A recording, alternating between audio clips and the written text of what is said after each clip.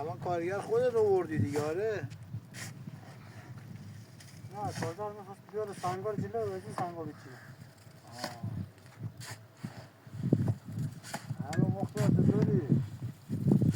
الان مختار این بنده خدا لنگم بگو سنگ بیاره.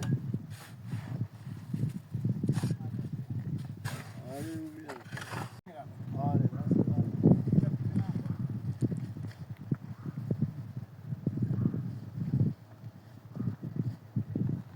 الان مال ما رو ببین اونجا رو پله زد، دو سه تا پله زد خراب کرد.